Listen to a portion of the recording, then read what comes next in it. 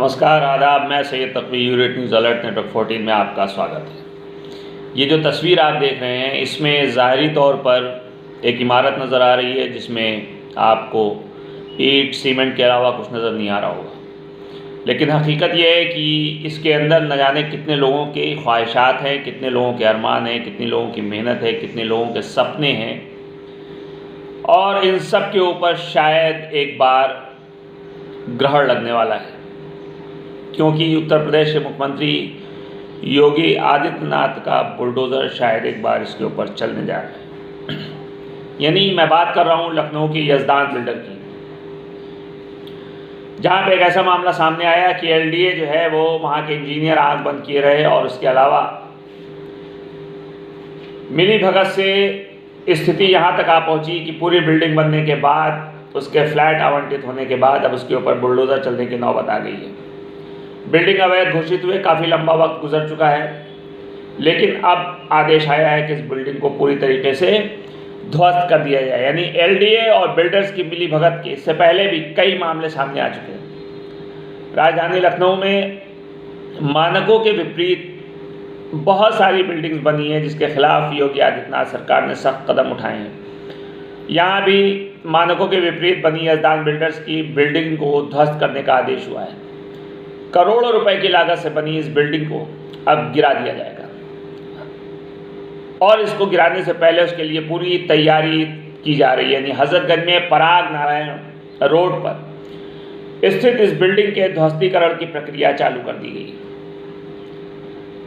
Builder का कहना है कि जब उसने ये बिल्डिंग ली थी तो ये नज़ूल की थी, और उसे फ्री होल्ड कराने की उसने पूरी कोशिश की थी। बात को समझने की ज़रूरत है। उसका कहना है कि उसने फ्री होल्ड कराने की पूरी कोशिश की थी, यानी इस बिल्डिंग को जिसको अब ध्वस्त करने का आदेश दे दिया गया है, वहाँ पे बिल्डिंग के मालिक यज़दान और तमाम लोग जिन्हें आवंटित हुए थे, उन्होंने इस फैसले का विरोध किया और उस बिल्डिंग के बाहर इकट्ठा हो गए, क्योंकि मालिक का कहना है कि 2016 में एलडीए ने इस बिल्डिंग को अप्रूव किया, ये मालिक का कहना है। और उसने ये भी कहा कि ये बिल्डिंग रेरा से अप्रूव है। इसके अलावा उन्होंने बताया कि 36 लोगों ने अपनी रजिस्ट्री करा ली है, लोगों को बिजली का कनेक्शन मिल गया है, यानी प्रॉपर तरीके से वो रहने के लिए जगह तैयार हो गई, लोग रह रहे हैं। 6 साल से बिल्डिंग बन रही थी, तब इन सब अधिकारी को कोई होश नहीं आया, ये सब सोते रहे। जब बिल्डिंग बनना शुरू हुई थी तभी उस पर एक्शन लेना चाहिए था, लेकिन सब खामोश बैठे रहे। और अब जब बिल्डिंग बन के तैयार हो गई और इसमें लोग रहने के लिए तैयार हो गए और लोग रहने लगे, तब अधिकारियों को याद आया कि ये बिल्डिंग पूरी तरीके से अवैध है।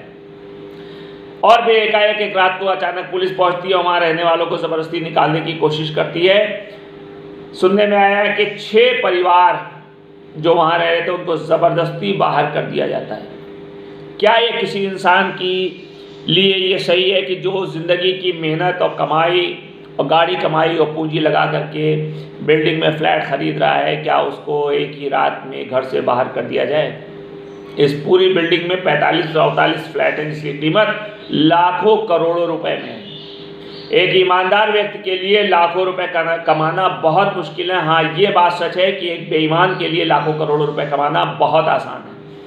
तो इसीलिए अगर ईमानदार इंसान होगा तो ईमान से कमाए हुए पैसों की लोगों की कद्र करेगा कि कितनी मेहनत से उसने पैसा कमा करके इस बिल्डिंग को, इसमें फ्लैट को ख़रीदा होगा। लेकिन जो बेईमानी तरीके से पैसा कमाते हैं उनको शायद इस लाखों करोड़ों के फ्लैट खरीदने वाले परिवारों पर कोई कष्ट नहीं आएगा।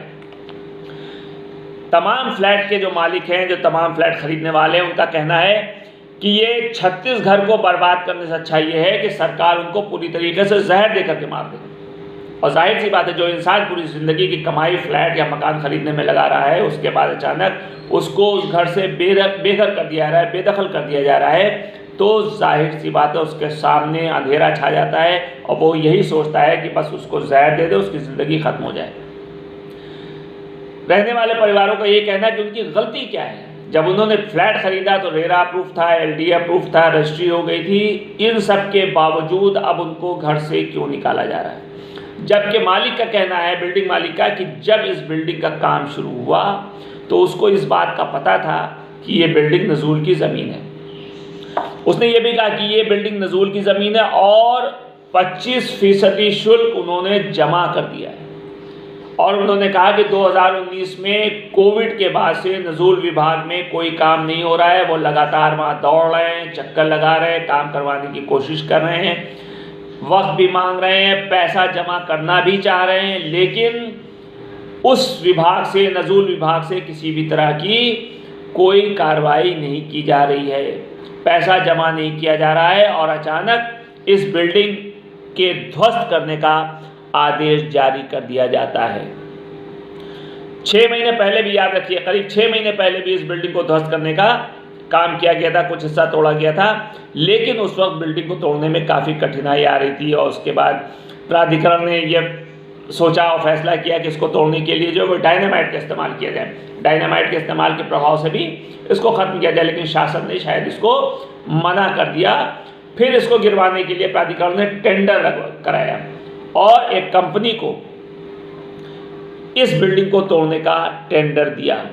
अब सवाल ये है कि यज़दान बिल्डिंग की अवैध बिल्डिंग बनवाने के मामले में दोषी कौन है? क्योंकि जिन्होंने ख़रीदा वो तो दोषी नहीं है। जब वो दोषी नहीं है तो उनको सज़ा कैसे दी जाएगी? उन्होंने अपनी कमाई का पैसा लगाया और उन्होंने फ्लैट खरीद लिया। लेकिन यज़दान बिल्डर की अवैध बिल्डिंग बनवाने के मामले में भी 8 इंजीनियर और अफसर दोषी पाए गए हैं। प्रवर्तन प्रभारी, विहित प्राधिकारी, एई, जेई समेत 8 लोग इस मामले में दोषी बताए जा रहे हैं, जिनके खिलाफ कार्रवाई के लिए शासन को रिपोर्ट भी भेजी गई, लेकिन अभी तक कोई भी निर्णय नहीं हुआ। तो जो दोषी हैं उनके खिलाफ अभी तक कोई भी निर्णय नहीं हुआ और जो मेहनत से पैसा कमा करके अपने घर के ऊपर एक छत ढूंढने के लिए एक फ्लैट खरीदते हैं, उनके खिलाफ फौरन कार्रवाई कर दी जाती है कि इनको वहाँ से निकाल दिया जाए। ये एक अफसोस की बात है और सरकार को सोचना चाहिए कि उसको ध्वस्त करने से करोड़ों रुपए का नुकसान होगा और सरकार को कुछ नहीं मिलेगा सिवाय इसके कि वो बिल्डिंग ध्वस्त हो जाएगी, वो ज़मीन खाली हो जाएगी। ऐसे में सरकार के पास ताकत है, पावर है, कानून है, सब कुछ उसके पास है। अगर उसको वो नियमित कर दे, बिल्डर को वहाँ से हटा करके, बिल्डर को उसको बेदखल करके, जो ख़रीदार हैं उनसे भले ही वो कुछ पैसा ले, कुछ उसमें पेनल्टी लगाए, लेकिन उसको अगर नियमित कर दे तो इससे लोगों की ज़िंदगी बर्बाद होने से बच जाएगी। लोगों का यही कहना है कि जीवन की गाढ़ी कमाई इसमें लगी हुई है और एलडीए और बिल्डर के भ्रष्टाचार की सज़ा हमें क्यों दी जा रही है? प्राधिकरण को चाहिए कि जुर्माना लेकर के इसको नियमित कर दिया जाए ताकि जनता के जो कमाई है, जो गाढ़ी कमाई है, वो बची रहे और जनता खुश रहे। हाँ, बिल्डर को इसकी सज़ा और दोषियों को इसकी सज़ा ज़रूर देनी चाहिए। देखते रहिए यूनिट न्यूज़ अलर्ट नेटवर्क 14। अगर एपिसोड पसंद आया हो तो लाइक, शेयर और सब्सक्राइब ज़रूर कीजिएगा। मिलते हैं नेक्स्ट एपिसोड में, तब तक के लिए नमस्कार।